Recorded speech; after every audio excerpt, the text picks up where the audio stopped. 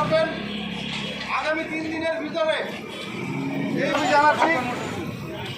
তারা হলে আমাদের আগামী 3 দিনের মধ্যে যদি খুলনায় মশক নিধন করা না হয় এবং আজকের এই বিক্ষোভ সমাবেশে ধন্যবাদ। আমাদের আজকের এই কর্মসূচি দ্বারা যোগদান করেছেন কবির হোসেন, আমাদের সাজ্জাদ হোসেন।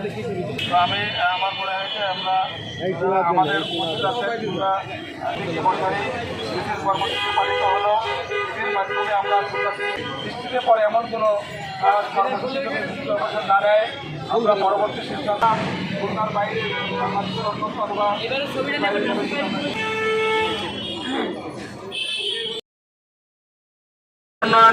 সংগ্রাম সমন্বয় কমিটির সভাপতি শেখ আশরাফুজ্জামান। ডেঙ্গু হয়েছে, ডেঙ্গুতে অনেকের অকাল অবস্থা হয়েছে। খুলনা নাগরিকে সমাজরা মশার দ্বারা আক্রান্ত এবং সিটি কর্পোরেশন মশা নিধন করছেন না, প্রয়োজনীয় ঔষধ ছিটাচ্ছেন না, সেই জন্য নগরবাসী অতিষ্ঠ হয়েছে।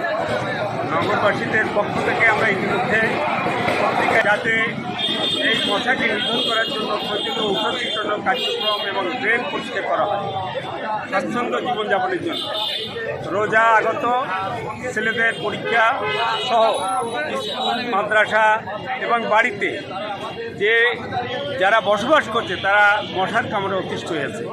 সেই কারণে যারা আমরা চাই সিটি কর্পোরেশন অতি দ্রুত এই নালা নর্দমা পরিষ্কার করুক এবং মশাকে নিধন করার জন্য প্রয়োজনীয় ঔষধ দেওয়া, ভেজাল ঔষধ নয়, এবং অত্যন্ত সুন্দরভাবে মনিটরিং করে মশা যাতে নিধন হয় সেই ব্যবস্থা করা হোক। এই জন্য আমরা আজকের মশা মিছিল করেছি। এখান থেকে বাংলাদেশ ব্যাংকের কোনা পর্যন্ত ফিরে এসেছি এবং আগামী 3 দিনের জন্য আলটিমেটাম দিয়েছি। সিটি কর্পোরেশন যদি না করে তাহলে আমরা নগরবাসীকে নিয়ে বৃহত্তম কর্মসূচি দেব এবং সেটা ঘেরাও কর্মসূচি, অন্যান্য কর্মসূচি হতে পারে। খুলনা মহানগরীতে মশার প্রকট আকার ধারণ করেছে। এখানে মশা নিধন কার্যক্রম খুলনা সিটি কর্পোরেশনের পক্ষ থেকে এই মুহূর্তে বলা চলে যে বন্ধ আছে। ইতিপূর্বেও যেটা হয়েছে তার কারণে মশার উপদ্রব আসলে বন্ধ হয় নাই। রাত্রেবেলাও না, বেলায় না, দিনের বেলাতেও মশার উপদ্রব, বিশেষ করে যেগুলো পুরনো ভবন এবং একটু তুলনামূলক অন্ধকার বা পাশে ঝোপঝাড় আছে সেই শিক্ষা প্রতিষ্ঠানগুলোতে আমরা গিয়ে দেখেছি যে শিক্ষা প্রতিষ্ঠানে দিনের বেলা শিক্ষার্থীরা ক্লাস করতে পারে না।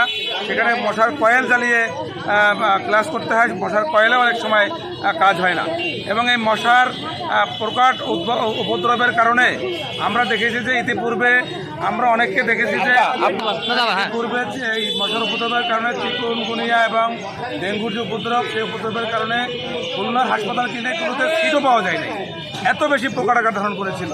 সুতরাং যদি এখন সামনে মাহে রমজান, এই রমজান মাসে মানুষের ইফতারি, সেহেরি, তারপরে সামগ্রিক বিষয় নিয়ে এবং মানুষের এখন ব্যবসা বাণিজ্য আসলে ক্ষতিগ্রস্ত হচ্ছে, এক কথায় স্বাভাবিক জীবনযাত্রা ব্যাহত হচ্ছে।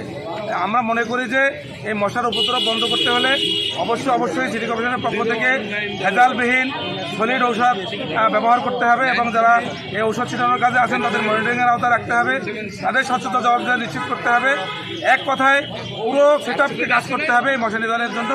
আসলে বেসিক্যালি খুলনা সিটি কর্পোরেশনের পক্ষ থেকে মশা নিধনের যে কার্যকর প্রয়োজন, পদক্ষেপ নেওয়া প্রয়োজন, সেটি নেওয়া হচ্ছে না বলে আমরা আজকের মশারি মিছিলের মাধ্যমে আমরা তাদের দৃষ্টি আকর্ষণ করলাম, হুঁশিয়ারি উচ্চারণ করলাম।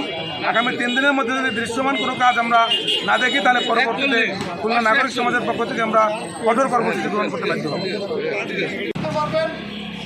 আগামী 3 দিনের ভিতরে এই জানাচ্ছি। তারা হলে আমাদের আগামী 3 দিনের মধ্যে যদি খুলনায় মশক নিধন করা না হয় বিশেষ কর্মসূচি পালিত হলো। এর মাধ্যমে আমরা তার বাইরে অথবা